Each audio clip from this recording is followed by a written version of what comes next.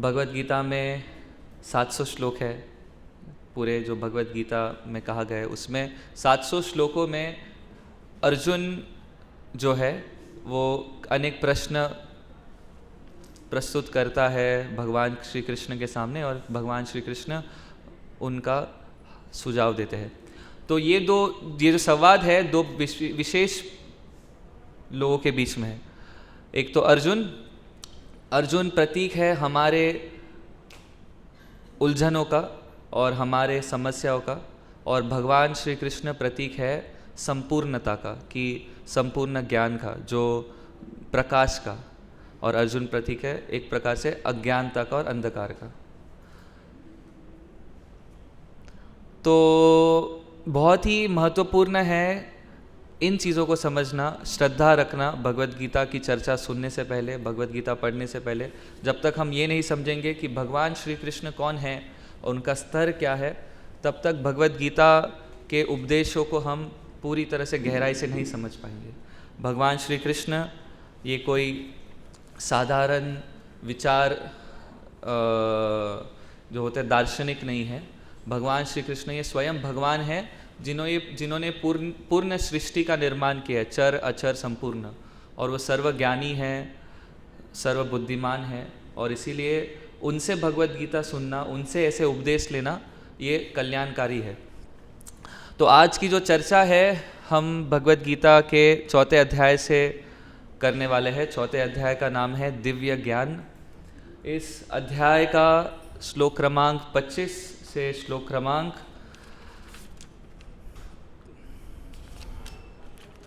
35 तक होने वाला है आज की चर्चा। और भगवत गीता जो है शुरुआत में आप सभी को नहीं पता होगा तो मैं थोड़ा अंडरस्टैंडिंग देता हूँ कि शुरुआत में भगवत गीता जो है भगवान का जो उपदेश है अर्जुन के लिए इसलिए कहा गया था क्योंकि अर्जुन युद्ध स्थली में था, कुरुक्षेत्र युद्ध में, और अर्जुन लड़ना नहीं चाहता था। अर्जुन ने अनेक प्रश्न पूछे भगवान श्री कृष्ण से, और फिर उन प्रश्नों का उत्तर भगवान श्री कृष्ण भगवान श्री कृष्ण जो उत्तर देते हैं उसे भगवत गीता कहा जाता है। बट ये उत्तर इस तरह बनाए गए हैं कि मतलब ये उत्तर इस तरह से भगवान ने प्रस्तुत किए हैं अर्जुन के सामने कि वो आज भी हम हमारे जीवन में भी लागू कर सकते हैं। तो यहाँ पर जो अभी हम भाग पढ़ेंगे 4 अध्याय का श्लोक क्रमांक 25 से श्लोक क्रमांक 35, इस पूरे भाग में भगवान श्री कृष्ण विशेष करके त्याग के विषय में बता रहे हैं। त्याग आप सभी ने सुना होगा, त्याग आप देखते हो मंदिर में भी हम आते हैं तो अनेक साधु संत हमें दिखते हैं, तो हमारे मन में यही विचार आता है कि उन्होंने त्याग किया है और उन्होंने सब कुछ छोड़कर, हाँ है ना, सब कुछ छोड़कर आप आए हो यहाँ पर, बाल मुंडन कर लिया है, शिखा रखी है, धोती कुर्ता पहना है। इस तरह से त्याग का प्रतीक है साधु, एक प्रकार से हम सब कुछ छोड़ते हैं। तो इस भाग में भगवान बताते हैं त्याग क्या है, त्याग क्यों किया जाता है, कौन कौन त्याग करता है, किस किस प्रकार के लोग त्याग करते हैं, और त्याग का लक्ष्य क्या है, क्यों करना चाहिए त्याग। अगर हम कुछ दान देते हैं या त्याग करते हैं तो उसके पीछे लक्ष्य क्या है। ठीक है, तो विशेष करके आज हम ये सुनेंगे। मुझे हिंदी भगवत गीता मिलेगा तो ज़्यादा आसान होगा क्योंकि हिंदी क्लास है ना, तो हिंदी भगवत गीता लेके आएंगे तो ट्रांसलेशन पढ़ेंगे फटाफट। तो सर्वप्रथम जो श्लोक है उसमें भगवान कहते हैं, दैवम एवा परे यज्ञम योगिनः पर्युपासते ब्राह्माग्नाव अपरे यज्ञम यज्ञैन वोपजुवती। तो इसमें भगवान बताते हैं कि कृपया अपने मोबाइल फ़ोन साइलेंट में रखें, और स्विच ऑफ नहीं कर सकते तो एटलीस्ट साइलेंट में रख सकते हो। तो भगवान बताते हैं कि कुछ योगी होते हैं, कुछ योगी जो देवी देवताओं की पूजा करते हैं, देवी देवताओं को कुछ अर्पण करते हैं, और कुछ जो योगी रहते हैं वो केवल एक निराकार निर्विशेष को चीज़ें अर्पण करते हैं।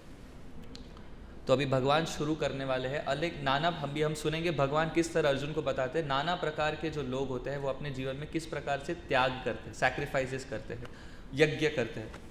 भगवान ने यहाँ पे जो शब्द यूज़ किया है वो यज्ञ। यज्ञ यानी खुद के संपत्ति को किसी को अर्पण करना, किसी महत्वपूर्ण कार्य के लिए अर्पण करना, उस कार्य को यज्ञ कहा जाता है। तो भगवान यहाँ पे विशेष करके कुछ यज्ञ के विषय में बता रहे हैं। तो बता रहे हैं कि कुछ योगी होते हैं, आप भी संसार में देखेंगे कुछ योगी है जो देवी देवताओं की उपासना करते हैं और उन देवी देवताओं को अलग अलग चीज़ें अर्पण करते हैं। और कुछ योगी जो रहते हैं वो कुछ लोग रहते हैं जो एक निराकार चीज़ को अर्पण करते हैं। तो ये काफ़ी ज़रूरी है हम सभी को जानना, ये जो ज्ञान है कि निराकार क्या होता है, देवी देवताओं का अर्पण क्यों किया जाता है। तो सर्वप्रथम देवी देवता जो है, आप सुनते हो बहुत सारे देवी देवता है, इंद्र, चंद्र, वायु, गणेश, शिवजी, पार्वती, और बताओ। हाँ, सूर्य देव तो हो गया, इंद्र, चंद्र, सूर्य, हाँ सूर्य, और ब्रह्मा, और हनुमान जी, और राम जी भगवान है, देवी देवता नहीं। वायु, ओके, संतोषी माता, दुर्गा माता, और हाँ पृथ्वी कामदेव, पृथ्वी काली माता, और नरसिम्हा भगवान के विशेष अंश है वो। तो ये हमें जानना ज़रूरी है कि देवी देवता कौन है, भगवान कौन है, भगवान के अंश कौन है, भगवान के अवतार कौन है। तो अभी कृपया ध्यानपूर्वक सुनो। तो अभी आपने नाम सुने, क्या क्या सुना। इंद्र किस किस को पता है इंद्र कौन होता है? कुछ लोगों को पता है, ठीक है। कोई बता सकता है एक वाक्य में इंद्र कौन है? एक वाक्य में बारिश करता है इंद्र, ठीक है। और देवताओं के राजा है, स्वर्ग के राजा। तो स्वर्ग लोक है, जैसे ये पृथ्वी लोक है उसी तरह से एक स्वर्ग लोक है। और इस स्वर्ग लोक में बहुत सारे ऐश्वर्य है, बहुत सारी अप्सराएं है, सोमरस है, बहुत सारा संगीत है, नृत्य है। स्वर्ग यानी आनंदमय जगह जहाँ पे बहुत सारा सुकून है ना, संपत्ति है, उसको स्वर्ग। तो उस स्वर्ग लोक के राजा का नाम क्या है? इंद्र। और वो इंद्र जो है उसको नहीं बोलना चाहिए, उन्हें बरसात करने की भी ये है, डिपार्टमेंट है उनका। जैसे अलग अलग डिपार्टमेंट होता है गवर्नमेंट में, है ना, पुलिस डिपार्टमेंट, लॉ डिपार्टमेंट, इस तरह से इंद्रदेव का क्या है? बरसात करना, ठीक है। ये इंद्रदेव हुआ। हाँ, इंद्र का अर्थ प्रमुख होता है, मुख्य, इस तरह से। तो सूर्यदेव का क्या कार्य है? प्रकाश करना। सूर्यदेव देखो, सूर्यदेव कॉन्स्टेंटली कार्य करते रहते हैं। आज यहाँ है तो फिर थोड़ी देर में कहीं और होंगे। उनका कार्य क्या है? प्रकाश करना। इस तरह से सभी को, चंद्रमा का कार्य क्या है? शीतलता पहुँचाना, ठीक है। तो इस प्रकार से कुछ योगी इस संसार में जो है उनको लगाव रहता है इन अलग अलग देवी देवताओं से। उन अलग अलग देवी देवताओं से कुछ ना कुछ प्राप्त करना चाहते हैं, कुछ ना कुछ इच्छाएं रहती है। और उस प्राप्त करने की जो इच्छा पूरी करने के लिए वो देवी देवताओं के प्रति पूरा अपना समय बिताते हैं। कुछ योगी पूरा समय केवल एक दो जो भी जितने भी देवी देवता उनकी पूजा करने में समय लगाते हैं, ठीक है। ये हुए देवी देवता। क्लियर हुआ सबको? सबको समझ में आ रहा है क्या कह रहा हूँ मैं? ठीक है। फिर दूसरे प्रकार के लोग होते हैं जो निराकार लोगों के लिए यज्ञ करते हैं। निराकार ब्रह्म के लिए यज्ञ करते हैं, निराकार बनने के लिए। निराकार का मतलब क्या है कि ये सारी जो शक्तियां हैं उस शक्तियों का सम्मेलन है, और उस शक्तियों का सम्मेलन जहाँ से आ रहा है उस निराकार रूप को लोग उपासना करते हैं। कुछ योगियों को ज्ञान होता है कि ये सारे जो शक्तियाँ हैं वो कहीं एक दिव्य शक्ति से आ रही है, और वो शक्ति हर जगह सभी को दे रही है। सभी एक शक्ति से हर जगह फैल रही है। मतलब एक शक्ति चंद्रमा को भी, एक शक्ति से चंद्रमा, सूर्य, सभी चीज़ों को शक्ति एक शक्ति दे रही है। तो उस शक्ति की उपासना कुछ योगी करते हैं, तो निराकार हुआ, ठीक है। तो ये भगवान ने 25वें श्लोक में बताया है। फिर उसके बाद जो अगला श्लोक है उसमें भगवान बताते हैं कुछ ब्रह्मचारी होते हैं जो अपने सुनने के कार्य को और इंद्रियों के कार्य को मन के यज्ञ में डालते हैं, मन के अग्नि में डालते हैं। इसका मतलब जो ब्रह्मचारी होता है उसका क्या कर्तव्य है, यहाँ पे भगवान आगे बताते हैं कि एक ब्रह्मचारी 4 प्रकार के वर्ण होते हैं। कोई भी सामाजिक व्यवस्था में ये 4 प्रकार के वर्ण होने से समाज में काफ़ी संयमशीलता आती है, काफ़ी कंट्रोल आता है, संयम आता है। जब तक ये 4 प्रकार की चीज़ें नहीं होंगे तो हम सभी समाज में कुछ भी करने के लिए तैयार होंगे। जब हम खुद को नियम डालते हैं, खुद को सीमित बनाते हैं, तो समाज भी एक प्रकार से स्मूथली चलता है। आपको समझ में आ रहा है मैं क्या कह रहा हूँ? हाँ, जैसे ये 4 प्रकार के वर्ण बताए गए हैं शास्त्र में, और विशेष करके भगवान भगवत गीता में बताते हैं कि चातुर्वर्ण्यम मया सृष्टम गुण कर्म विभागश। ये जो 4 वर्ण है किसने बनाया है? हाँ, भगवान कृष्ण ने ही बनाया। भगवान बोलते हैं चातुर्वर्णम मया सृष्टम, यानी ये जो 4 वर्ण है वो भगवान ने ही बनाया है। ब्रह्मचारी, गृहस्थ, आगे वानप्रस्थ, उसके बाद संन्यास। तो ये जो 4 वर्ण हैं ये भगवान ने ही निर्माण किए हैं, ब्रह्मचारी, गृहस्थ, वानप्रस्थ, संन्यास। और जब तक हम इन नियमों का पालन नहीं करेंगे, हम खुद को इस नियम में नहीं डालेंगे, तो हम में संयमशीलता नहीं आएगी। और अगर हम संयमशील नहीं बनेंगे तो क्या नहीं होगा? हम संतुष्ट नहीं होंगे। जो व्यक्ति संयमशील नहीं रहता है वो असंतुष्ट होता है। और आज पूरे संसार में दुख का कारण यही है कि हम असंतुष्ट हैं। और असंतुष्ट होने के कारण हम संसार में सिर्फ भागा दौड़ी कर रहे हैं, मुझे ये चाहिए, मुझे वो चाहिए इत्यादि। हम संसार में बहुत सारी चीज़ें खोज रहे हैं क्योंकि अंदर से हमें संतुष्टि नहीं है।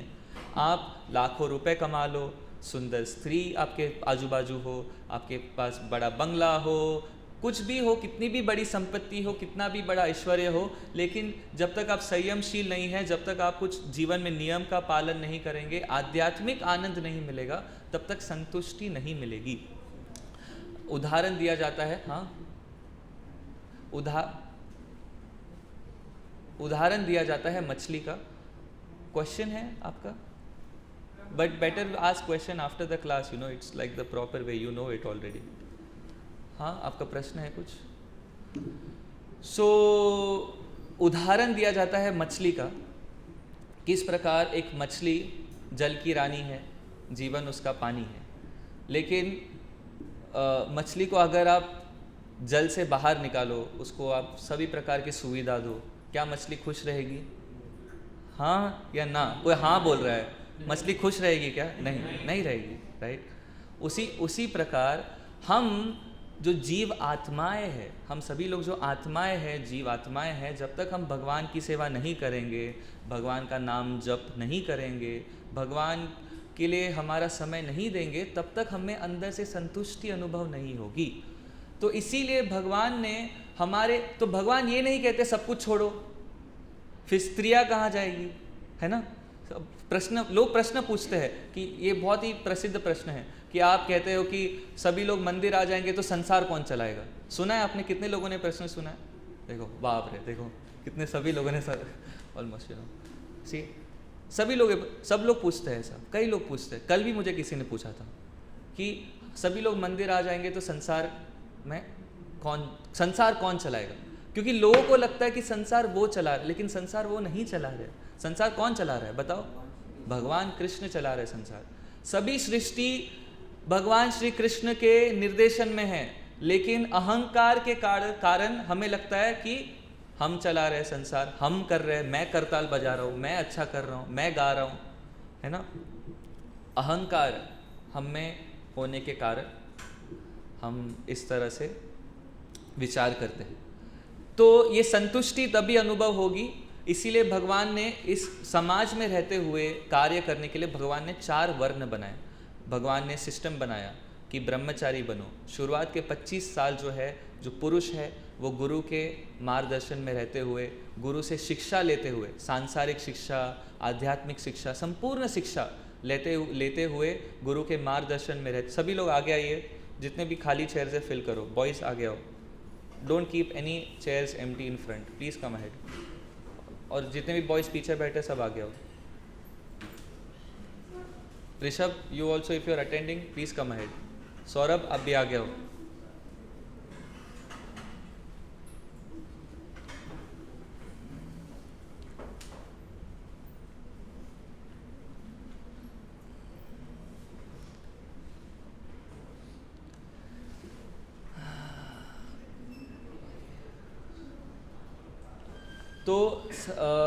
तो समाज में अगर रहना है और संयम, तो भगवान ने सिस्टम बनाया। भगवान ने देखा कि हम सब यहाँ आए हैं और हमें जीना है, हम में भी कुछ ना कुछ इच्छाएं होती है, वो इच्छा पूरी करने के लिए और अच्छे से जीवन बिताने के लिए भगवान ने नियम बनाए। ये जो भी शास्त्र है हम सुनते हैं, भगवत गीता है, वेद है, वेदों में शास्त्र में नियम बताए गए हैं कि आप जीवन जीना है, सभी को जीवन जीना है, लेकिन इन नियमों के अंतर्गत जियोगे तो आपका जीवन जो है वो आनंदमय जाएगा। आपकी जितने भी समस्या हो, आप गरीब घर में पैदा हो, अमीर घर में पैदा हो, कुछ भी आपकी अवस्था हो, कई बार हम ऐसे अवस्था में पैदा होते हैं, जन्म लेते हैं जहाँ पर हम इच्छा नहीं रखते हैं, है ना। आपको पूछा जाता है क्या कि आप गुजराती में पैदा हो जाओ, बंगाली में पैदा हो, जन्म लेने से पहले किसी ने कुछ पेपर साइन किया था? हाँ, कि आप पैदा होने से पहले आपको एक कागज़ दिया कि where do you want to go, Europe, India, Australia, ऐसा कुछ दिया था आपको दिया था। तो कैसे आप जन्म लिया आपने, बताओ? पता नहीं आपको, लेकिन शास्त्र बताता है कैसे। शास्त्र बताता है कि हमारे कर्मों के आधार पर हम जन्म लेते हैं, हमारे पिछले कर्मों के आधार पर हमने ये जन्म लिया है। लेकिन जब हम पैदा होते हैं और हम विभिन्न अवस्था में पैदा होते हैं, यदि हम शास्त्रों के नियमों का पालन करते, शास्त्र हमें एक मार्ग दिखाते हैं, उस मार्ग में अगर हम चलेंगे तो आप किसी भी अवस्था में हो, उस किसी भी उलझन में हो, उस उलझन से बाहर आ सकते हो। तो निर्णय हमें लेना होता है कि हमें शास्त्र का पालन करना है या नहीं। ये आपके जीवन में केवल ये दो ही चॉइस है और कोई दूसरा चॉइस नहीं है। कोई भी परिस्थिति में, कोई भी, हर एक पल, हर एक क्षण अगर है आपके जीवन में, हर एक क्षण में केवल दो ही चॉइस है। क्या चॉइस है? मुझे शास्त्र, कृष्ण का उपदेशों का पालन करना है या मुझे हमारे मन का पालन करना है, या असुरों के जो बनाए गए आसुरिक पद्धति का पालन करना है। हम उसके ऊपर भी चर्चा करेंगे किस प्रकार से, जिस प्रकार वेद है, वेदों के नियम है, भगवान ने एक स्वतंत्रता दी है वेदों के विरुद्ध जाने के लिए भी, और वेदों के विरुद्ध जाने से हमें हमारे कर्मों का फल भोगना पड़ता है। वो है उसका फल, मतलब वो है उसका परिणाम। अगर आप वेदों के विरुद्ध जाओगे तो उसका परिणाम भोगना पड़ेगा। जैसी होगी करनी वैसी होगी भरनी, कहते हैं ना। अगर हम जैसे करेंगे वैसी उसी तरह से भरेंगे।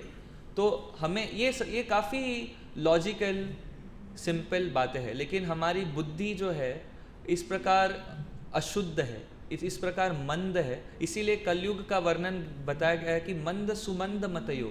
कलयुग में हमारी जो मति है इतनी मंद हो जाती है, मंद गति। आपने सुना है मंद गति, यानी स्लो, मंद गति, मतलब हमारी बुद्धि जो भगवान ने दी है, जो तेज काम कर सकती है, लेकिन एकदम मंद हो गई है। इस प्रकार भगवान ने बनाया है ब्रह्मचारी, गृहस्थ, वानप्रस्थ, संन्यास। ब्रह्मचारी को पहले 25 साल बिताने हैं गुरु के मार्गदर्शन में शिक्षा ग्रहण करते हुए। उसके बाद 25 साल से 50 साल तक उसे गृहस्थ जीवन में सुविधा मिलती है। वो अपने पत्नी के साथ विवाह करते हुए, पत्नी के साथ गृहस्थ में रहते हुए संसार में चीज़ें कर सकते हैं, जो भी सांसारिक चीज़ें हैं इत्यादि, और उनके व्यवसाय के अनुसार, मतलब उनके गुण के अनुसार वो गृहस्थ जो है वो ब्राह्मण भी हो सकता है, क्षत्रिय भी हो सकता है, वैश्य भी हो सकता है, शूद्र भी हो सकता है। उस प्रकार वो जीवन बिताता है गृहस्थ। फिर 50 साल के बाद भगवान ने बनाया है वानप्रस्थ। क्या 25 साल आपने गृहस्थ जीवन पालन किया है, अभी आप उसके बाद वन में चले जाओ, भगवान के विषय में शिक्षा वापस ग्रहण करो, जो आप कर सकते हो। कोई मंदिर में प्रस्थान करो, मंदिर में रहो, इस प्रकार से वानप्रस्थ। और उसके बाद संन्यास यानी आप बाकी के जितने भी जीवन में आयु बची है उसमें आप देश भर में जाओ, दुनिया भर में जाओ और लोगों को शिक्षा दो, वो होता है संन्यास। और संन्यास यानी आप पूर्ण तरह से भगवान पे निर्भर रहो, कोई भी खुद की संपत्ति नहीं, केवल एक कमंडलू और एक डंडा लेकर और एक धोती कुर्ता पहनकर आप हर जगह जाओ, मधुकरी करो, भिक्षा मांगो लोगों से और उस प्रकार से अपना जीवन व्यतीत करो भगवान के ऊपर निर्भर होते हुए। क्योंकि एक सन्यासी को पता है कि पूर्ण सृष्टि भगवान चला रहे, लोग नहीं चला रहे, तो पूरी तरह से भगवान पे निर्भर होते हुए वो सन्यास का है। मैं अभी एक संक्षेप में बता रहा हूँ, ये बहुत बड़ा विषय है। ब्रह्मचारी, गृहस्थ, वानप्रस्थ, सन्यास, ये बहुत ही बड़ा विषय है, बहुत बड़ा विषय है। तो ये मैं संक्षेप में बता रहा हूँ क्योंकि आगे हमें सुनना है। तो हमने सुना कैसे भगवान ने कुछ योगी, भगवान बता रहे त्याग के विषय में। कुछ योगी देवी देवताओं के लिए त्याग करते हैं, कुछ योगी निराकार बनने के लिए त्याग करते हैं, कुछ ब्रह्मचारी जो है अपने सुनने की शक्ति, सुनने की चीज़ें और इंद्रियों को त्याग करते हैं। तो ब्रह्मचारी का क्या त्याग है? ब्रह्मचारी गलत चीज़ें नहीं सुनता है, गलत इंद्रियों का इस्तेमाल गलत चीज़ों के लिए नहीं करता, वो है ब्रह्मचारी का लक्षण। ब्रह्मचारी ये सब, कल जैसे न्यू ईयर था, बहुत सारे संगीत बज रहे थे, आपने सुना ही होगा, है ना? कितने लोगों ने सुना? आप ब्रह्मचारी नहीं है, आप ब्रह्मचारी नहीं है, आप ब्रह्मचारी नहीं, आप ब्रह्मचारी नहीं। एनीवे, तो ब्रह्मचारी इन चीज़ों का त्याग करता है, ब्रह्मचारी इन चीज़ों को नहीं सुनता है, और ब्रह्मचारी इंद्रियों का गलत इस्तेमाल नहीं करता है। ये जो भी इंद्रियाँ दी है, आँख, नाक, जीभ, ये इंद्रियों का गलत इस्तेमाल नहीं करता, दुरुपयोग नहीं करता है, वो है ब्रह्मचारी का त्याग। आगे भगवान बता रहे हैं कि गृहस्थ का भी त्याग है। किसने सोचा होगा ऐसी बात?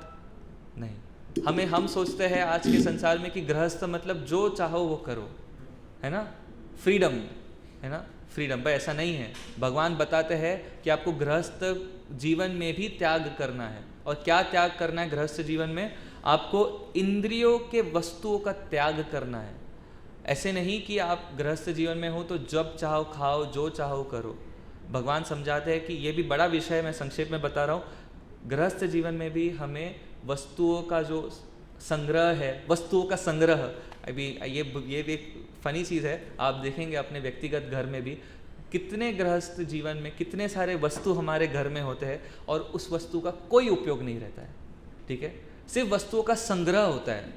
बहुत सारे ऐसे लोग हैं जो गृहस्थ जीवन में रहते हैं और वस्तुओं का संग्रह करते हैं। हम मार्केट जाएंगे, हमें ये पसंद है, हमें वो पसंद है, ये भी लेना है, वो भी लेना है, लेकिन वो सालों सालों तक वस्तु इस्तेमाल नहीं होती है, धूल खाती है। कितने लोगों ने देखा ऐसा? हाथ ऊपर करो। 50%। ओके, कई लोगों ने देखा है, माताएं भी हाथ उतारी। Anyway, so like that. So ये सत्य है और सत्य सुनना बहुत ज़रूरी है। जब तक हम सत्य नहीं सुनेंगे तब तक हम कैसे सुधार लाएंगे, है ना? सुधार लाना है तो थोड़ा सत्य सुनना पड़ेगा। तो गृहस्थ जीवन में ये भी एक, तो इंद्रियों को संयम करना ये गृहस्थ जीवन का भी कर्तव्य है। ऐसे नहीं कि कुछ भी करो। तो भगवान समझा रहे गृहस्थी का भी त्याग है। त्याग है कि इंद्रियों को कंट्रोल करो, ठीक है। बहुत सुंदर है, मुझे बहुत अच्छा लगता है भगवत गीता समझने के लिए, क्योंकि कितनी सुंदर बात है कि भगवान हमें हर चीज़ में मार्गदर्शन देता है। भगवत गीता इसलिए सबसे विशेष है। वेद अनेक है, बहुत वेद है, बहुत बड़ी, मतलब वेद विशाल है, लेकिन भगवत गीता में भगवान ने सभी चीज़ों का एक प्रैक्टिकल सॉल्यूशन, हर एक पहलू का, हमारे जीवन का प्रैक्टिकल सॉल्यूशन भगवान ने भगवत गीता में दिया है, प्रैक्टिकल। तो नेक्स्ट है, भगवान बताते हैं, आपको समझ में आ रहा है? ब्रह्मचारी हो गए, गृहस्थ हो गए, देवी देवता की पूजा करने वाले हो गए, निराकारवादी हो गए, ठीक है, 4 लोग हो गए। नेक्स्ट है, कुछ लोग होते हैं जो आत्म साक्षात्कार करना चाहते हैं, मन और इंद्रियों को रोककर, श्वास को रोककर।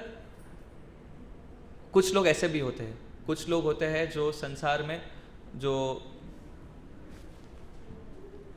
मन और इंद्रियों को और श्वास को इस प्रकार, सब लोग सीधा बैठिए, स्ट्रेट, कम ऑन, स्ट्रेट, सब लोग नहीं, अभी भी सब लोग स्ट्रेट नहीं बैठे, स्ट्रेट बैक, स्ट्रेट बैठो, स्ट्रेट बैक, स्ट्रेट, चेयर पीठ दूर रखो, पीठ से चेयर को, हाँ सीधा बैठो। अभी एक श्वास अंदर लो, एक अंदर, सभी लोग, ठीक है, पकड़े रहो जब तक मैं बोलूँगा नहीं तब तक छोड़ना नहीं, ठीक है। अभी छोड़ो, रुको, अभी लो अंदर, पकड़े रहो, अभी छोड़ो, अभी लो वापस अंदर, पकड़े रहो, अभी छोड़ो। कुछ लोग कर रहे हैं अच्छे से, कुछ लोग नहीं कर रहे, बट बताता हूँ। वापस एक बार, रुको रुको रुको, छोड़ो, अभी छोड़ दो, छोड़ दो, ठीक है, बट स्ट्रेट बैठोगे तो भी अच्छा है। तो ये जो प्रक्रिया है श्वास अंदर लेने की, श्वास बाहर छोड़ने की, ये जो प्रक्रिया जब आप कुछ 5 मिनट भी करोगे, हमने तो अभी 4 बार किया, अगर आप 5 मिनट भी करोगे तो आपको अनुभव होगा किस प्रकार से हमारा एक प्रकार से कंट्रोल डेवलप हो रहा है, यू नो, एक इंटरनल कंट्रोल डेवलप हो रहा है, माइंड थोड़ा पीसफुल हो जाता है, मन जो है शांत हो जाता है, इंद्रियां संतुष्ट होने लगती है, ठीक है। ये कुछ ही देर के लिए होता है, बाद में मन इतना भागने लगेगा कि आपको पता ही नहीं है। शुरुआत में होता है, अच्छा लगता है।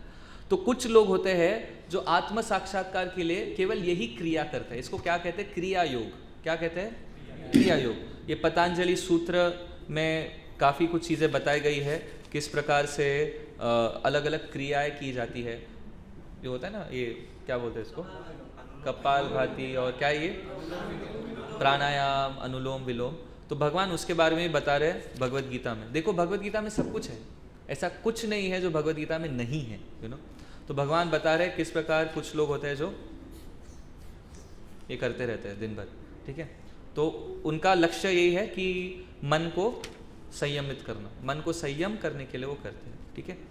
तो अभी अगला जो श्लोक है उसमें भगवान बताते हैं कि कुछ लोग एकदम कड़क संकल्प लेते हैं, कड़क उपवास रखते हैं, और अपने जो भी वस्तु है सभी कुछ को त्याग करके वो लोग जंगल में चले जाते हैं। जैसे योगी बाबा होते हैं ना, केवल एक कोपिन या गमछा पहनकर, लंबे लंबे बाल और बड़ी बड़ी दाढ़ी, और ऐसे बैठे हैं एक ही जगह पर पूरा जीवन। सुखदेव गोस्वामी ऐसे नहीं थे, पूरा जीवन उन्होंने उसी चीज़ के। मैं तस्वीर दिखाता हूँ, एक है इसमें भगवत गीता में तस्वीर,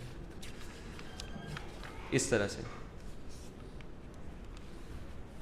आपको दिख रहा है, यू नो, इस तरह से कुछ योगी जो रहते हैं इस प्रकार से बनना चाहते हैं, और उनका लक्ष्य है कि वो ज्ञान प्राप्त करे वेदों में, और वो एक मिस्टिसिज्म इज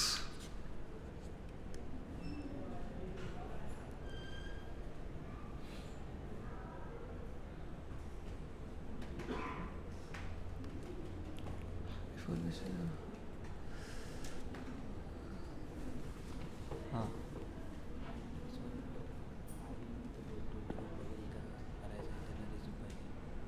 ते डॉरमध्येच रिसिप्ट आहे। हाँ,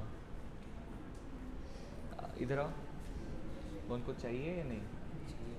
हाँ, तो उनको ले जाओ संकीर्तन ऑफिस में, ठीक है, संकीर्तन ऑफिस में ले जाओ, और वहाँ पे टेक अद्भुतरी पूजनी, and they will understand everything. You meet Brahma Samhita Prabhu और Tridham Prabhu, any of the.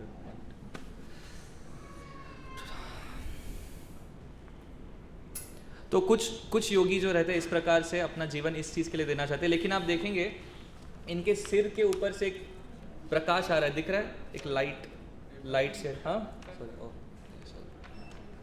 एक लाइट सी आ रही है उनके सिर के ऊपर से दिख रही है। तो वो जो है प्रवास करना चाहते हैं इस ग्रह से दूसरे ग्रह में। इस प्रकार से अलग अलग शक्तियाँ होती है, वो उन शक्तियों को अनिमा, लगीमा, प्राप्ति, वशीता इत्यादि बहुत सारे ऐसे शक्तियों को प्राप्त करने के लिए कुछ योगी तपस्या करते हैं। हाँ, तो अष्ट सिद्धि तो सिद्धि प्राप्त करने के लिए कुछ योगी तपस्या करते हैं। तो भगवान उसके विषय में बताते हैं किस प्रकार से कुछ योगी जो है एकदम कड़क तपस्या करते हैं, सब कुछ छोड़कर जंगल में जाकर। ये जानना ज़रूरी है क्योंकि हमारा लक्ष्य क्या है, हम जो भी कार्य कर रहे हैं, क्या आपको इस तरह से जंगल जाके सिद्धि प्राप्त करना है? कितने लोगों को करना है सिद्धि प्राप्त करना है? एक आंटी को करना है, दो व्यक्तियों को करना है, एक आंटी और एक बच्चा, ठीक है। आप दोनों जा सकते हो, मैं आपको पद्धति बता दूंगा। जंगल में जाइए, ठीक है, सब कुछ छोड़कर। यहाँ पे लिखा है सब कुछ छोड़ना पड़ेगा।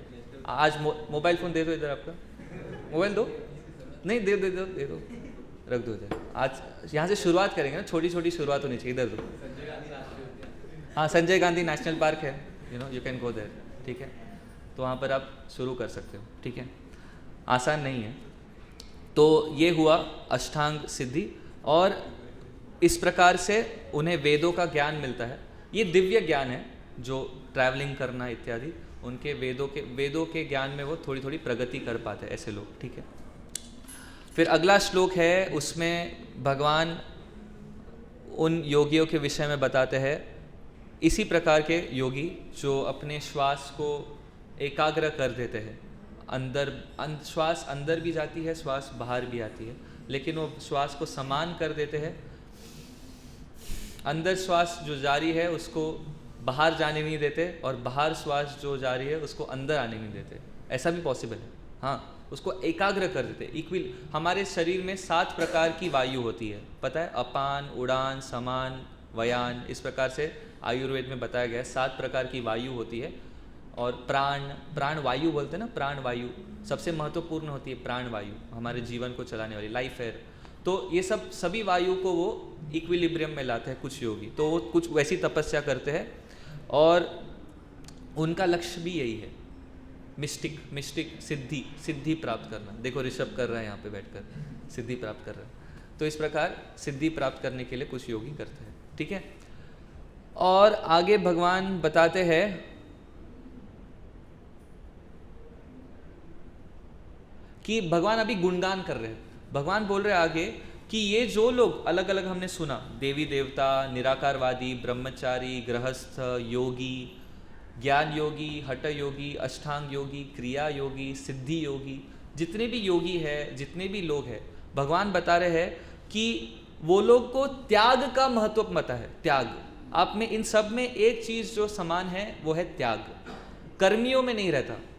कर्मी मतलब कर्मी अलग होते हैं। कर्म आपने सुना होगा, कई लोग बोलते हैं भगवत गीता मतलब क्या, कर्मण्येवादी कारस्ते मां फलेषु कदाचन। लोगों को यही लगता है भगवत गीता में और कुछ है ही नहीं, ऐसा लोगों को लगता है। भगवत गीता में एक ही चीज़ है, कर्मयोग, बट ऐसा नहीं है। भगवत गीता में बहुत सारी चीज़ें हैं। तो कुछ लोग होते हैं जो कर्मी होते हैं। कर्मी लोग त्याग नहीं करना चाहते, कर्मी लोग भोग करना चाहते हैं एक प्रकार से, सिर्फ, हाँ कोई कुछ बोला, भगवत गीता केवल कर्मी लोग केवल भोग करना चाहते हैं। लेकिन यहाँ पे भगवान बता रहे हैं कि ये जो लोग हैं, ब्रह्मचारी, गृहस्थ, अलग अलग प्रकार के योगी, ये लोग जो है वो लोग त्याग का महत्व जानते हैं। और क्योंकि वो लोग त्याग का महत्व जानते हैं, वो लोग के अपने सभी उनके जो भी पाप है वो पाप से वो शुद्ध हो जाते हैं। त्याग करने से हम प्रायश्चित करते एक प्रकार से हमारे पापों से। कई बार हमारे जाने अनजाने में बहुत सारे पाप होते हैं, जानबूझकर भी हमारे मन में कलमश होने के कारण हम पाप करते हैं, या अनजाने में भी हमारे हाथों से बहुत सारा पाप होता है। तो उन पापों के फल हमें जीवन में मिलते रहते हैं। आपने भले इस जन्म में कोई पाप नहीं किया होगा, लेकिन पिछले जन्म के भी पापों का फल हमें इस जन्म में मिलता है। तो उन सभी पापों का फल का जो हम फल भोग रहे हैं, उनसे शुद्ध होने के लिए त्याग की अलग अलग विधि बताई गई है शास्त्र में। तो भगवान बता रहे हैं कि ऐसे लोग इन विधियों का पालन करके शुद्ध हो जाते हैं, और उन्हें अमृत आस्वादन होता है। उस अमृत का आस्वादन होने के बाद वो, भगवान बोलते हैं, वो ब्रह्म सनातनम के ओर जाते हैं। यानी ऐसे जगह पे जाते हैं जो सनातन है, इटर्नल है। यहाँ पे जो सभी संसार में चीज़ें हैं वो क्षणिक है, कुछ क्षण के लिए रहती है और ख़त्म हो जाती है। लेकिन जो भी त्याग करता है उसे प्रवेश मिलता है ऐसे जगत में जाने के लिए, ऐसे जगह पे जाने के लिए, ऐसे विश्व में जाने के लिए जहाँ पे कोई अंत नहीं है, कोई चीज़ों का अंत नहीं है। वो अनंत जगत में जाने के लिए प्रवेश मिलता है योगियों को, सिद्धियों को, जो शुद्ध हो चुके हैं, जो सभी पाप से मुक्त हो चुके हैं। तो भगवान वो भी बता रहे हैं कि उनका फल क्या है। इन्होंने सब कुछ कर लिया, त्याग कर लिया, सब कुछ कर लिया, लेकिन क्यों, है ना, क्या मिल रहा है उनको करने से बाद? उनको क्या मिल रहा है? नहीं, क्या मिल रहा है उन्हें? हाँ, ब्रह्म प्रवेश मिल रहा है। ऐसे जगत में जाने का प्रवेश मिल रहा है जहाँ पे कोई भी अनंत, कोई भी चीज़ अंत नहीं होती, सारी चीज़ें अनंत है। आप जाना चाहोगे ऐसे जगह पे जहाँ पे अनलिमिटेड पानी पूरी खा सकते हो, आप समझ रहे हो? अभी आप 20 रुपये में 5 पीस खाते हो, है ना, बट समझो आप कई ऐसी जगह पे जाते हो जहाँ पे अनलिमिटेड पानी पूरी खा रहे हो, कोई रोक नहीं रहा है, पानी पूरी देने वाला नहीं रोक रहा है, और आप खा भी पा रहे हो। हाँ, क्या शादी में ऐसा होता है? देखो, बट ऐसा नहीं, शादी में नहीं, बट वो भी वहाँ पे भी ख़त्म हो जाती है पानी पूरी, उसमें भी कितना खा पाओगे आप बताओ? 25 पीस खा लोगे, 50 पीस खा लोगे। बट ऐसी जगह जहाँ पे अनलिमिटेड खाते ही हो, खा रहे हो। तो ऐसी भी जगह है जहाँ पे, मैं मजाक कर रहा हूँ ऑफ कोर्स, आपको पता है, बट ऐसी जगह है जहाँ पे सारे चीज़ें जो है वो अनंत मात्रा में है, सभी आनंद है तो अनंत आनंद है, दुख है ही नहीं। युवा अवस्था है तो अनंत युवा अवस्था है, मृत्यु है ही नहीं, बुढ़ापा है ही नहीं, बीमारी है ही नहीं, ऐसा भी जगत है। तो इस जगत में जाने का प्रवेश हमें मिलता है अगर हम प्रामाणिक त्याग करते हैं, पापों से शुद्ध हो जाते हैं, अनजाने जाने जो भी पाप हो रहे हैं उनसे शुद्ध होने के बाद हम वैसे जगत में जा सकते हैं। भगवान बता रहे हैं, भगवत गीता में भगवान बता रहे हैं, मैं बता रहा हूँ क्या? नहीं, भगवान बता रहे हैं, मैं नहीं बता रहा हूँ। तो आगे भगवान बोलते हैं कि कोई भी व्यक्ति, ये बहुत ही सुंदर श्लोक है, मैं श्लोक भी पढ़ूंगा। नायम लोको अस्ति अयज्ञस्य कुटोन्य कुरु सत्तम, यानी भगवान एक ही वाक्य में बोलते हैं अर्जुन को कि जो व्यक्ति, चलो अनुवाद पढ़ लेते हैं इसका अच्छे से। हे कुरुश्रेष्ठ, जब यज्ञ के बिना मनुष्य इस लोक में या इस जीवन में ही सुखपूर्वक नहीं रह सकता तो फिर अगले जन्म में कैसे रह सकेगा? तो भगवान उसको बोल रहे हैं कि यज्ञ करने से लोगों को यहाँ पे अमृत आस्वादन होता है। भगवान ने कहा कि, भगवान ने पहले पिछले श्लोक में बताया कि यज्ञ करने से, त्याग करने से लोगों को संतुष्टि मिलती है, अंदर से आनंद अनुभव होता है। लेकिन भगवान बता रहे हैं कि जो लोग त्याग नहीं करते हैं, जो लोग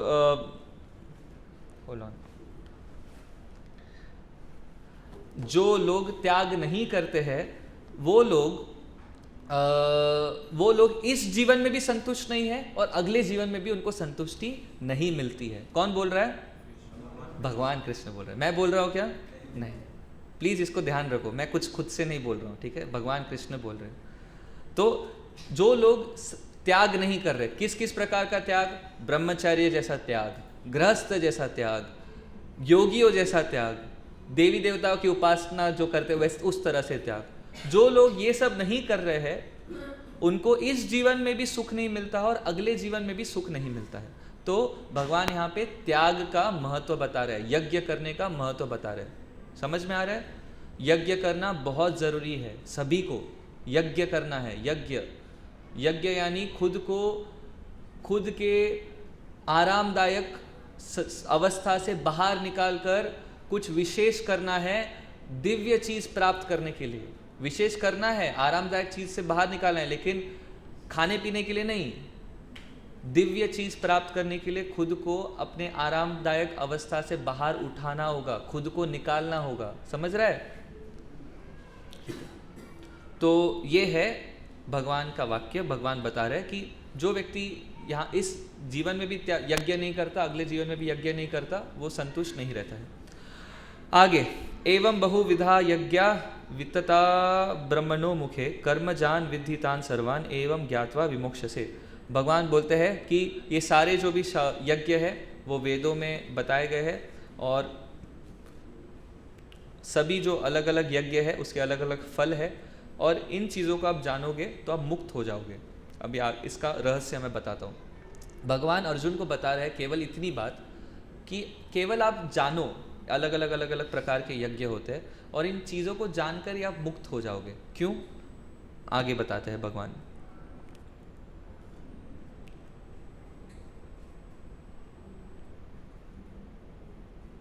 आगे भगवान बताते हैं कि ये सब लोग यज्ञ कर रहे हैं, लेकिन यज्ञ अगर हम बुद्धिमान बन के करेंगे, ऐसे नहीं कि अभी यज्ञ करना है मतलब जैसे इन्होंने अभी अपना मोबाइल त्याग किया, ठीक है, ऐसे ही मोबाइल त्याग किया, फिर आप कोई और है वो सोचेगा कि बाहर कोई तो गरीब है, चलो मैं भी उस गरीब को मोबाइल फ़ोन दे देता हूँ, पैसे दे देता हूँ, ये मेरा यज्ञ है। तो यहाँ पे भगवान बता रहे हैं कि जो व्यक्ति दान देता है, त्याग करता है, लेकिन बिना बुद्धिमता के, वो इतना श्रेष्ठ नहीं है। लेकिन सर्वश्रेष्ठ वो है जो त्याग करता है, दान देता है, बुद्धि का इस्तेमाल, बुद्धि का प्रयोग करते हुए, वो श्रेष्ठ है। भगवान यहाँ पे तुलना कर रहे हैं, विशेष करके क्यों तुलना कर रहे हैं? क्योंकि हम जो भी दान देते हैं या त्याग करते हैं उसका लक्ष्य क्या है? भगवान बताते हैं कि जो भी हम यज्ञ करते हैं उसका लक्ष्य होना चाहिए कि हमें दिव्य ज्ञान मिले। अगर हमें दिव्य ज्ञान नहीं मिल रहा है, हमें भगवान के प्रति हमारा प्रेम नहीं बढ़ रहा है, तो फिर कोई उपयोग नहीं है। उसका वो ही प्रमाण है। भगवान के प्रति हमारा अगर प्रेम बढ़ रहा है, भगवान के प्रति हमारी आसक्ति बढ़ रही है, तो आप जो कर रहे हो वो सही है। और उसकी पद्धति बताई गई है। जैसे हम पढ़ते हैं शास्त्र में, जैसे हम सुनते हैं कि इस संसार में कलयुग में एकमात्र यज्ञ है जो हमें संतुष्ट करेगा। क्या है वो? हाँ, हरि नाम संकीर्तन यज्ञ, राइट। तो बहुत सारे प्रकार के यज्ञ है। लोग अभी भी अश्वमेध यज्ञ जैसा कहा जाता है कि घोड़े को आप पूरे विश्व, वो अभी तो होगा नहीं, वो पहले होता था कि एक घोड़े को घोड़े के ऊपर चुनौती देने के लिए एक राजा पूरे विश्व को प्राप्त करने के लिए एक घोड़े को भेजते थे अलग अलग जगह पर, और वो चुनौती लेकर जाता था एक राज्य से दूसरे राज्य पे। घोड़ा, समझो मैं राजा हूँ तो मेरे राज्य का एक घोड़ा मैं विभिन्न राज्यों में भेजूंगा और चुनौती लेकर भेजूंगा, और जो भी चुनौती स्वीकार करेगा उससे युद्ध होगी, और फिर उस युद्ध में लड़ाई होगी, जो जीतेगा फिर वो जो घोड़ा है उसको मारा जाता था और यज्ञ किए जाते थे। इस प्रकार से अश्वमेध यज्ञ होते थे। तो ये अश्वमेध यज्ञ जो था, ये सब अभी नहीं होता है।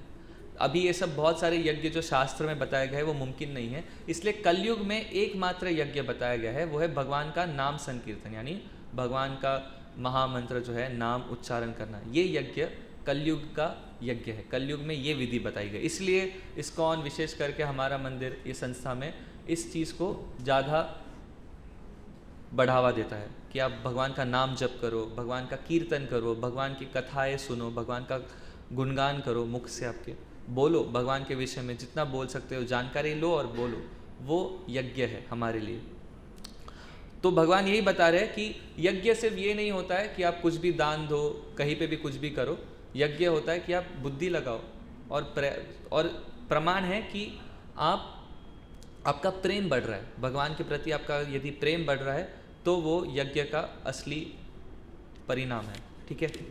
तो अगला श्लोक है, जब भगवान अर्जुन को और एक विशेष उपदेश देते हैं। भगवान बोलते हैं अर्जुन को कि तद विद्धि प्रणिपातेन परिप्रश्नेन सेवया उपदेक्षन्ति तद ज्ञानम ज्ञानिनस् तत्वदर्शिनः।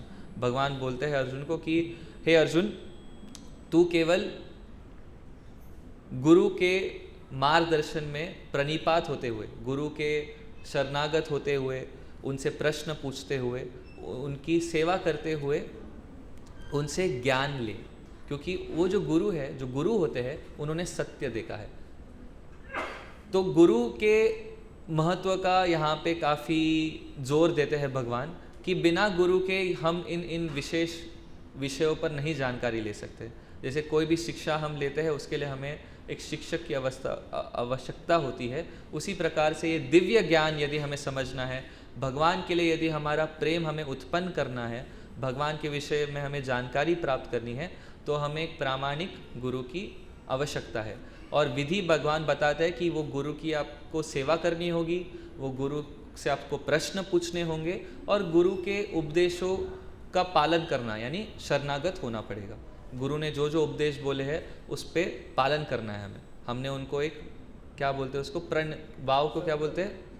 संकल्प नहीं, वाव, व्हाट इज वाव? नॉट प्रण,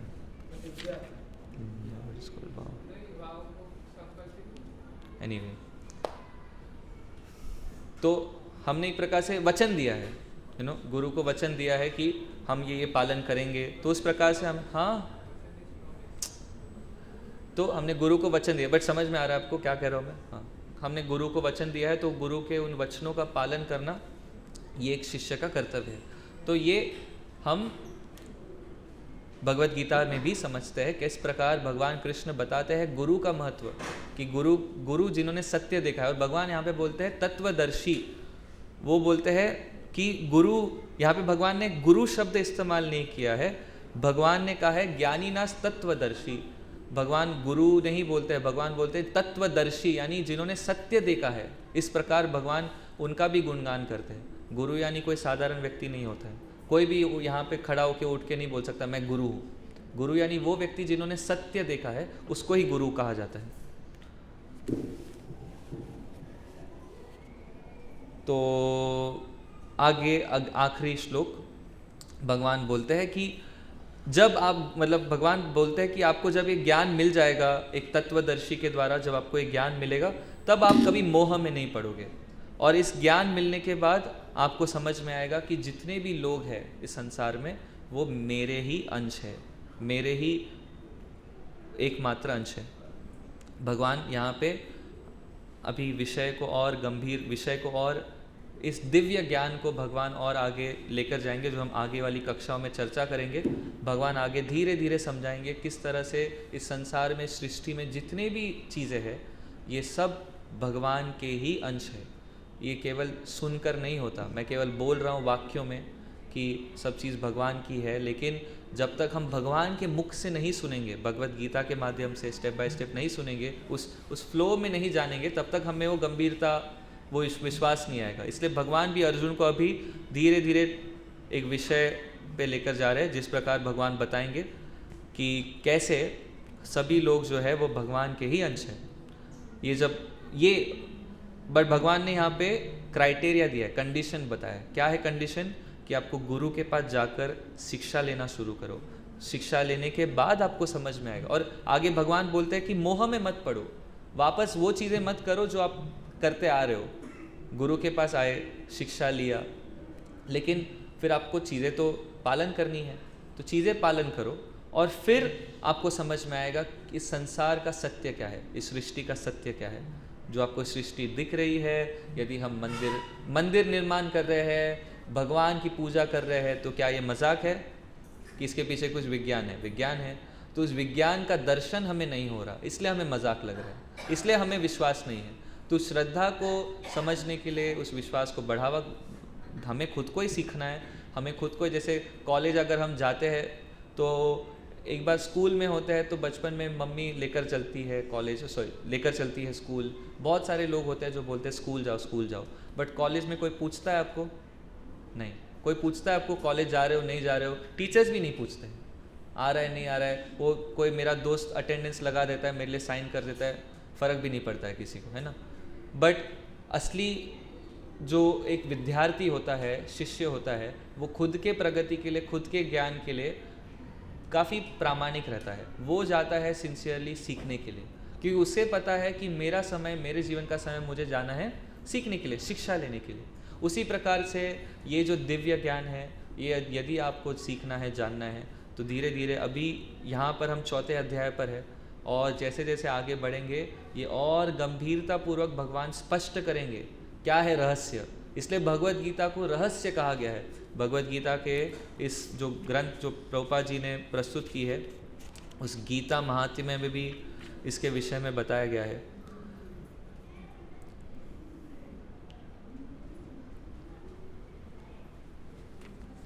हम एक दो गीता महात्म्य सुनेंगे, किस प्रकार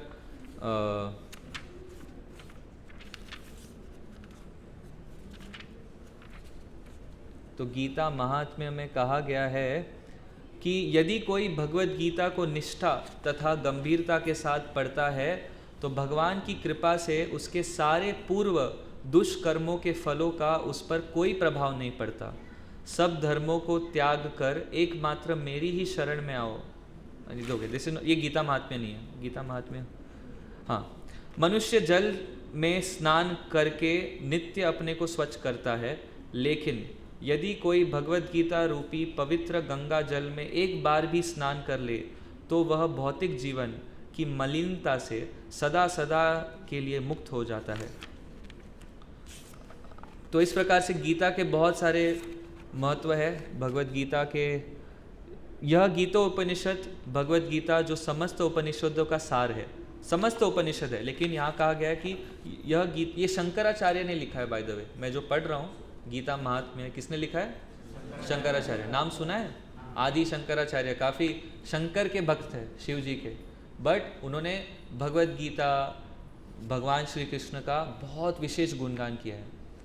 वो एक श्लोक में बोलते हैं, भज गोविंद भज गोविंद भज गोविंद मूढ़मते, ऐसे बोलते हैं कि गोविंद की पूजा करो, गोविंद की पूजा करो, गोविंद की पूजा करो ए मूर्ख, ऐसे बोलते हैं। और बोलते हैं कि तू संस्कृत, आगे वाक्य में, आगे उस भजन में ऐसे बोलते हैं कि तो आप लोग संस्कृत पढ़ोगे, व्याकरण पढ़ लोगे, विद्वान बन जाओगे, लेकिन अगर आप गोविंद की पूजा नहीं करोगे ना, तो फिर उस व्याकरण आपको मृत्यु के समय पर बचाने नहीं आएगा, लेकिन गोविंद आएंगे। तो गोविंद की पूजा पे ज़्यादा जोर दिया है। कई बार स्टूडेंट्स आते हैं, बोलते हैं कि हमें संस्कृत सीखना है भगवत गीता पढ़ने के लिए, लेकिन वो लक्ष्य नहीं है। लक्ष्य ये है कि हम एक मात्र हमारा लक्ष्य भगवान कृष्ण की सेवा करना, भगवान कृष्ण की भजन में मन लगाना, वो हमारा लक्ष्य है। ठीक है, तो ये शंकराचार्य जैसे शंकर के भक्त भी हमें सुझाव देते हैं। आगे है, जो गंगा जल पीता है वह मुक्ति प्राप्त करता है, अतएव उसके लिए क्या कहा जाए जो भगवत गीता का अमृत पान करे। भगवत गीता महाभारत का अमृत है और इसे भगवान कृष्ण मूल विष्णु ने स्वयं सुनाया है। तो गंगा जल कहाँ से आती है? किसी को हाथ ऊपर उठाओ। गंगा जल कहाँ से आती है? गंगा बहती कहाँ से? ऐसा कोई गाना है ना, बहती कहाँ है गंगा से? गंगा, हाँ, कहाँ से? महाराष्ट्र से? हाँ, हिमाचल से। ठीक है, हिमाचल रॉन्ग आंसर। और कहाँ से? गंगोत्री से नहीं, बट फिर भी आई एम लुकिंग फॉर ऊपर। और कहाँ से आया गंगा? गंगा एक हाँ, शिव जी से, शिव जी से। बट शिव जी को भी कहीं और से मिली गंगा। कहाँ से मिली? हाँ, एक हाँ, कहाँ से? आंटी बोलो।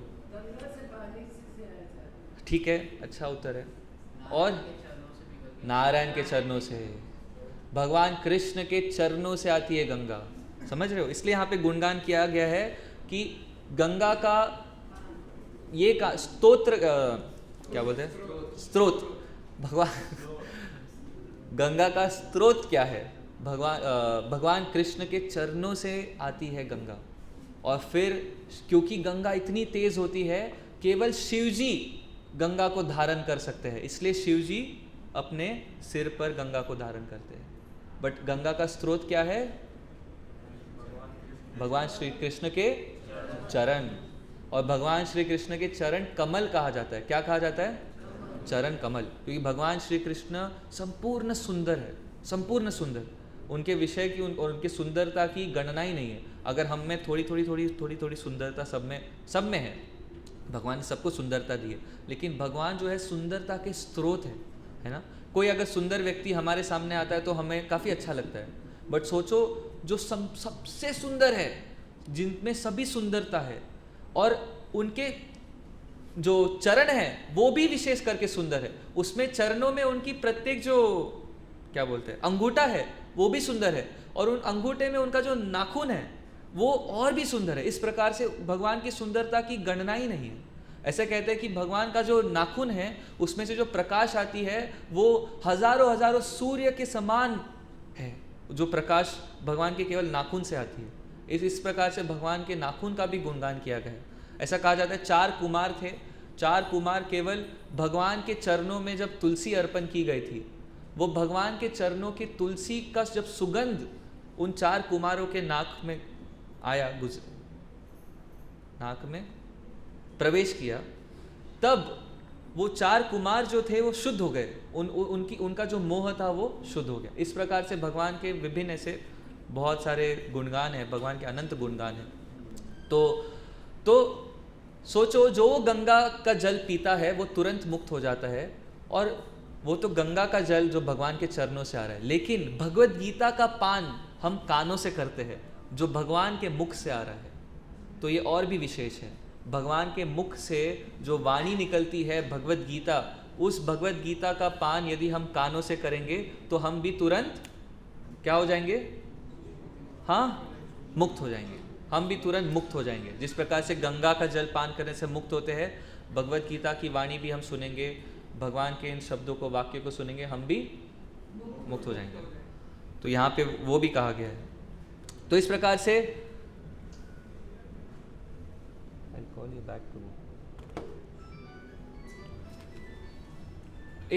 से भगवत गीता के अनंत गुणगान है। आज हमने त्याग के विषय में देखा अलग अलग लोग अलग अलग त्याग करते हैं, लेकिन त्याग का लक्ष्य है कि हम भगवान के प्रति प्रेम प्राप्त करें। और हमें यदि भगवान के प्रति प्रेम प्राप्त करना है तो हमें गुरु के मार्गदर्शन में शिक्षा लेनी पड़ेगी।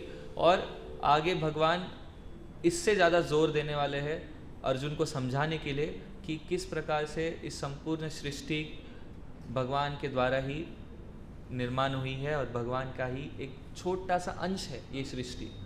भगवान कृष्ण जब लीला करने आते हैं इस संसार में तो वो हमारे लिए आते हैं एक मनुष्य रूप में, लेकिन भगवान को वैसा रूप लेने की आवश्यकता नहीं है। भगवान भगवान है। अभी हमारे इस मंदिर में राधा रास भी आ रही है, काफ़ी सुंदर है। जिस प्रकार वो खड़े हैं हमारे लिए दर्शन देने के लिए, 24 घंटा खड़े ही रहते हैं वो, है ना, कुछ नहीं, 24 घंटा खड़े ही रहते हैं, है ना, कुछ नहीं करते। लेकिन वो किसके लिए खड़े हैं? हाँ, हमारे लिए खड़े हैं। तो भगवान इसलिए कितने दयालु है, हमारे लिए खड़े हैं भगवान। तो हमें भी इसका फ़ायदा नहीं उठाना है, फ़ायदा उठाना नहीं है, वही तो मैं कह रहा हूँ। इसका फ़ायदा नहीं उठाना है, इसको हमें एहसास करना है। हमें एक प्रकार से हाँ अनुभूति होनी चाहिए, रियलाइजेशन होना चाहिए कि हमारे लिए कोई इतना व्यक्ति इतना देर तक खड़ा है तो मैं भी उनके लिए कुछ करूँ, उनका नाम जप करूँ, उनके दिए गए वाक्यों को पढूं। इस प्रकार से हम भी उनके साथ हमारा संबंध बना पाएंगे और हम भी मुक्त हो सकते हैं, हम भी सुखपूर्वक आनंदपूर्वक जीवन बिता सकते हैं। ठीक है, हरे कृष्णा। तो आगे अगले रविवार को आप सभी से निवेदन है कि हम आगे का जो भाग है पढ़ेंगे, लेकिन अभी जाइए मत, अभी प्रश्न उत्तर होगा। तो आप कोई आज के कक्षा में जो भी चर्चा की उसके विषय पर यदि कोई प्रश्न पूछ सकता है ऑनलाइन या ऑफलाइन तो आप पूछ सकते हो। किसी का कोई प्रश्न है? बोलिए।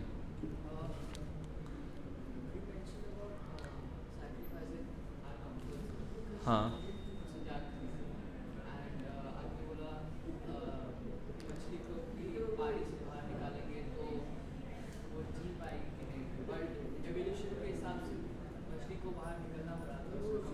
एवोल्यूशन इज नॉट वैदिक।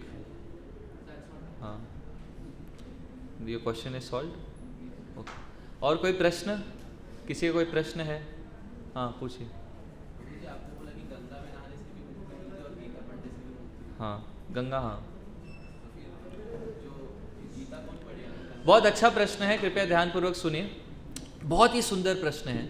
इन्होंने प्रश्न पूछा है कि जिस प्रकार गीता महात्म्य में बताया गया है कि गंगा का जल पीने से हम मुक्त हो सकते हैं और भगवत गीता सुनने से भी हम मुक्त हो सकते हैं। तो गंगा का जल पीने की भगवत गीता पढ़ने की क्या आवश्यकता है? गंगा का जल तो आसान है, पी लिया मुक्त हो गए। बट ऐसा नहीं है। समस्या ये है कि गंगा का जल पीने के बाद भी पाप की प्रवृत्ति नहीं छूटती। जो पाप करने की प्रवृत्ति, जो बीज है हमारे अंदर, बीज, उस बीज को निकालने के लिए भगवत गीता महत्वपूर्ण है, मदद करता है। हम में सभी में पाप की प्रवृत्ति है, उस प्रवृत्ति को शुद्ध करने के लिए वाक्य पढ़ना, चेतना को सुधार लाना आवश्यक है। मंदिर में कदम रखते से ही आप मुक्त हो जाओगे। भगवान को जो अगरबत्ती अर्पण की जा रही है उसके सुगंध को लेते हुए ही आप मुक्त हो जाओगे। लेकिन प्रवृत्ति नहीं जा रही ना पाप करने की, उस प्रवृत्ति को बदलने के लिए ये अभ्यास करना ज़रूरी है। ये जो अभ्यास हम कक्षा ले रहे हैं, क्यों ले रहे हैं? चेतनाओं को परिवर्तन करने के लिए। परिवर्तन, समझ रहे हो? ध्यान दो, please don't joke around, okay. परिवर्तन करने के लिए हमें ये चीज़ें करना ज़रूरी है। चेतना को परिवर्तन करना है, ठीक है। हमें हमारी चेतना को बदलना है। हम बहुत जीवन, पिछले असंख्या जीवन से हमने असंख्या पाप किए हैं, असंख्या बार हम वेदों के विरुद्ध गए हैं। लेकिन आज 1 जनवरी 2023 हमें मौका मिला है कि हम एकत्र आकर भगवत गीता का गुणगान करें, भगवान का गुणगान करें। और आज हम मुक्त हो चुके हैं, लेकिन जैसे ही आप दरवाजे के बाहर जाओ उसी क्षण आप दोबारा आपके पापमय प्रवृत्ति में प्रवेश करते हो, क्योंकि चेतना में इतनी प्रगति नहीं हुई है। तो चेतना में प्रगति लाने का कर्तव्य मेरा भी है, क्योंकि मैं भी बोल रहा हूँ, और आपका भी है, क्योंकि आपको लाना है, आपको सुनना है, आपको बदलना है। वो चेतना की प्रगति और परिवर्तन करने की जिम्मेदारी हम सभी की है। जब हम चेतना में परिवर्तन और प्रगति करेंगे तभी हम व्यक्तिगत परिवर्तन और प्रगति कर पाएंगे, और व्यक्तिगत परिवर्तन प्रगति करने से फिर हम सामाजिक, और जो हम दूसरों को बोलते हैं, जनरली सभी लोग दूसरों को बोलते हैं वो ऐसा है वो वैसा है, लेकिन जब तक हम व्यक्तिगत परिवर्तन और प्रगति नहीं करेंगे तब तक हम सामाजिक या जो भी पारिवारिक नहीं कर पाएंगे। ठीक है, तो बहुत ज़रूरी है भगवत गीता के इन उपदेशों के माध्यम से, अभ्यास से हम व्यक्तिगत परिवर्तन करें। ठीक है सौरभ प्रभु, हरे कृष्णा। ठीक है, और कोई प्रश्न? प्रभु जैसे कहते हैं कि एक इंसान को मुक्ति के लिए आध्यात्म और अपने कर्मों मतलब दोनों का साथ मिलता है। हाँ, अगर कोई एक सेकंड रिवाइंड। प्रभु जैसे अगर कोई इंसान है, उसे अगर मुक्ति मिलती है तो अच्छा कर्म भी करता है और अध्यात्म भी अपनाता है, लेकिन अगर कोई अध्यात्म से या अच्छे कर्म से, इन दोनों में से सिर्फ एक ही से अगर वो मुक्ति चाहे तो क्या मिल सकती है उसे? मिल सकती है, लेकिन शास्त्र का मार्गदर्शन या गुरु के मार्गदर्शन में होना चाहिए। अगर जैसे अध्यात्म, जैसे हमने सब कुछ छोड़ा नहीं है लेकिन हम मंदिर में रहते हैं, तो हम पूरी तरह से आध्यात्मिक जीवन पालन का प्रयास कर रहे हैं, पूरी तरह से आध्यात्मिक हुआ। कुछ लोग होते हैं जो बाहर रहते हैं लेकिन उन्होंने भी गुरु स्वीकार किया है, तो वो बाहर रहते हुए गुरु के मार्गदर्शन में जीवन बिता रहे हैं। तो ऐसे दोनों विभाग है, आपको जो सर्वश्रेष्ठ लगे आप उसमें रह सकते हैं। ठीक है, और कोई प्रश्न? और कोई प्रश्न पूछना चाहता है? ठीक है, तो बहुत बहुत धन्यवाद। अभी प्रश्न उत्तर के बाद एक पूछो, कीर्तन होगा कुछ देर के लिए, हम एक साथ भगवान का गुणगान करेंगे, कीर्तन करेंगे, और उसके बाद हम नाटक प्रस्तुत करेंगे यहाँ पर। तो आप सभी लोग यहाँ रहे, और फिर नाटक प्रस्तुत करने के बाद हम प्रसादम के लिए जाएंगे, और उसके बाद हमने एक विशेष वर्कशॉप रखा है। क्या रखा है? वर्कशॉप। भगवत गीता के कुछ श्लोकों के आधार पर हम कुछ वर्कशॉप रखने वाले हैं। जो भी स्टूडेंट्स यहाँ पे रहना चाहते हैं, वर्कशॉप अटेंड करना चाहते हैं, एक इंटरैक्टिव वर्कशॉप रहेगा, जो एक अभ्यास, मतलब हम आपको आज का प्लान ये है कि हम आज आप सभी को पेपर्स देंगे, बड़े बड़े ड्राइंग शीट्स, और आपको ग्रुप्स में डिवाइड करेंगे और सबको एक एक श्लोक दिया जाएगा भगवत गीता का, और उस श्लोक का चित्रण आपको पेपर पे निकालना है, अलग अलग जो भी पॉइंट्स है उस श्लोक के, और फिर वो प्रस्तुत करने हैं सभी के सामने। तो आपको भी मौका मिलेगा विचार करने के लिए और कुछ प्रस्तुत करने के लिए। तो एक वर्कशॉप हम कंडक्ट करने वाले हैं प्रसादम के बाद। तो हम कीर्तन करेंगे, तो आप सभी से निवेदन है आप खड़े हो जाओ सब लोग, और चेयर्स बिना घसीट कर, प्रेम से उठाकर चेयर साइड में रखो।